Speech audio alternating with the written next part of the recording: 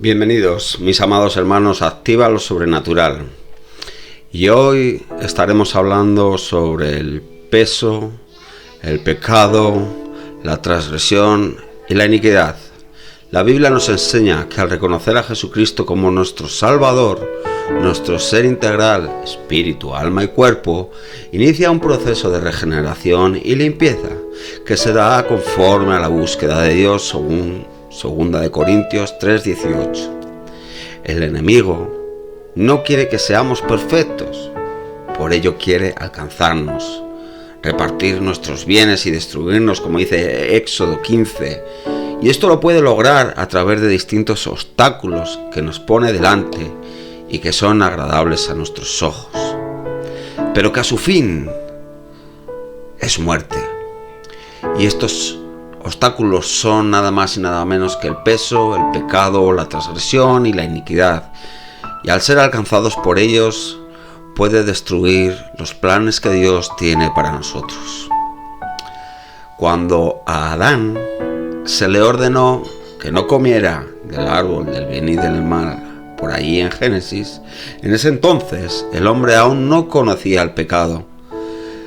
Pero en el momento que desobedeció, dio lugar a que entrase el pecado a toda la humanidad, iniciándose con ello un proceso de involución. Pero Dios extendió su misericordia y envió a nuestro amado Señor Jesucristo para que nos redimiera del pecado y sacara a la luz la inmortalidad. Así, por la sangre que derramó en la cruz, nuestro hombre interior es renovado. Y ahora pasemos a ver el significado de aquellas cosas que estorban en nuestro caminar cristiano. El peso. Y la palabra peso, carga, en el hebreo es onkos. Y significa estorbo, peso, impedimento. En otro diccionario, el vine denota como un bulto, una masa, que metafóricamente es un estorbo.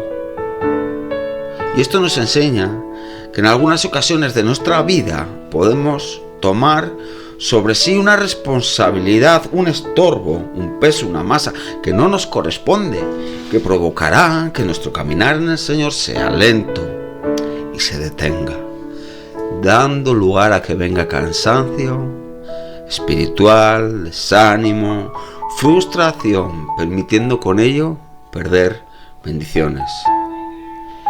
Como ejemplo de ello tenemos, número 1, el legalismo, que es la autorización de reglas que los hombres colocan sobre las personas, siendo unas tradiciones opresivas, hermanos, que hacen que no exista libertad, la libertad que Dios nos da, sino que nos obliga a cambiar utilizando nuestras fuerzas según la conveniencia humana y no por el Espíritu de Dios. Número 2.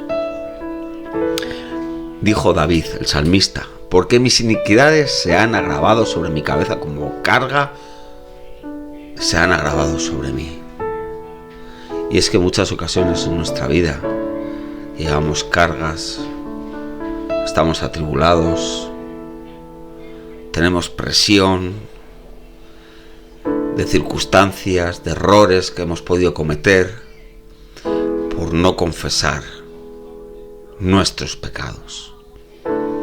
Número 3, el trabajo o el privilegio de servir que se nos delega también puede convertirse en carga, ya que puede ser una responsabilidad pesada y difícil de sobrellevar. Número 4 también, el afán, el deseo de alcanzar algo en lo cual no es el tiempo o no es la voluntad de Dios.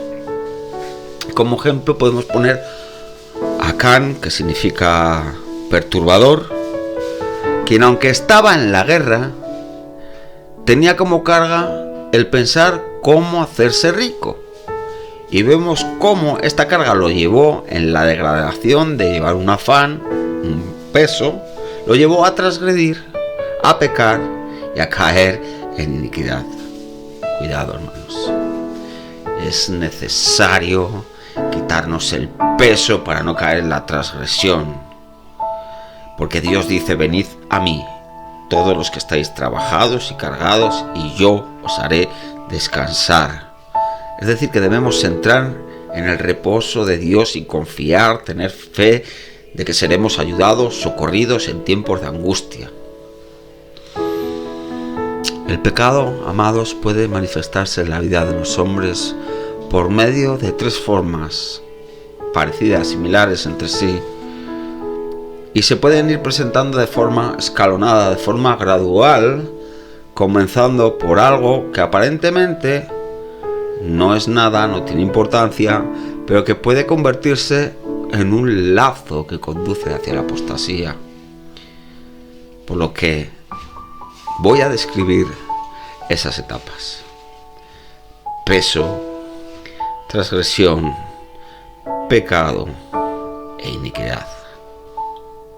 Habiendo ya definido lo que es el peso, ahora vamos con la transgresión, que viene del hebreo la palabra sagá, que significa descarriarse, transgredir, rebelarse, quebrantar la ley. Es decir, una infracción de la ley, de un mandamiento específico de Dios. Y podemos darnos cuenta cómo Acán tomó del anatema que Dios dijo específicamente que no tomarán. Otra de las acepciones de la palabra transgredir es rebelión, que tiene un proceso que conduce a la independencia o a la autonomía. Esto nos está hablando de no reconocer autoridad, ya que lo que busca es satisfacer uno su propio deseo.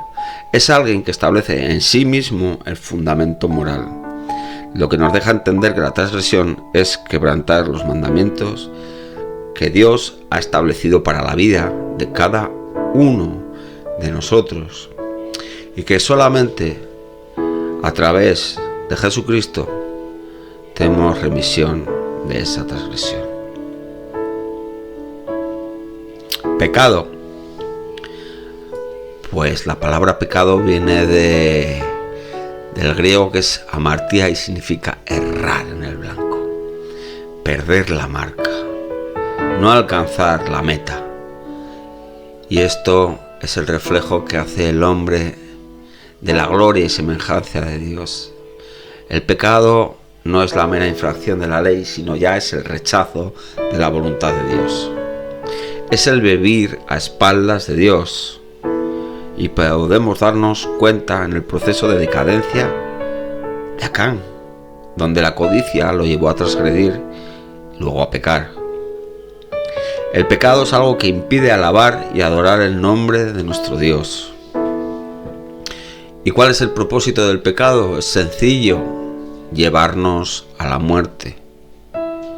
Para ello, el enemigo se vale del proceso que podemos describir, que la concupiscencia lleva a la seducción y luego a la tentación, para luego dar lugar al pecado, que es el arma que la muerte utiliza. El poder que el pecado tiene sobre el hombre lo ejerce por medio mismo de la ley, con lo que se puede decir que la ley somete al hombre al pecado y el pecado lo conduce a la muerte. Es por ello que el Espíritu de Dios dice por medio de Pablo que Cristo vino a librarnos de la ley, del pecado y de la muerte. Entonces, el proceso que da para separarnos de Dios es, podemos decir, el siguiente. Concupiscencia es una codicia ilegítima y desordenada.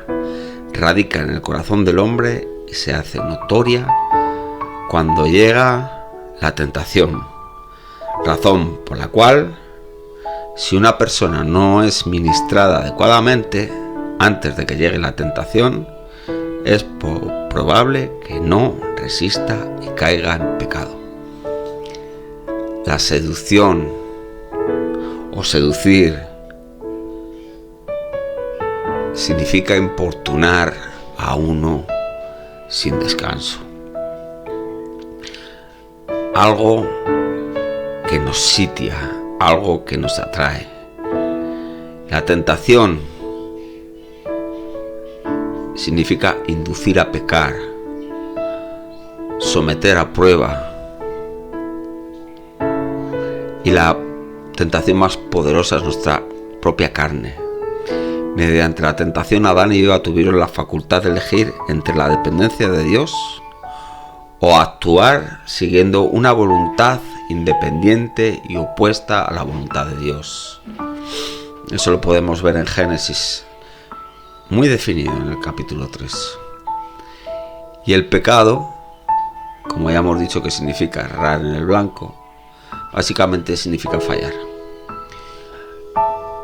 La muerte es la paga del pecado y su significado denota separación de Dios en cuanto a comunión o existencia física.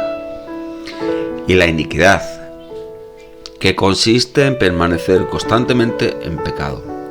La iniquidad siempre es producto de una determinación voluntaria tomada en contra de las normas de Dios, por lo cual implica culpabilidad, designa el pecado en toda su extensión, y es un poder opuesto a Dios.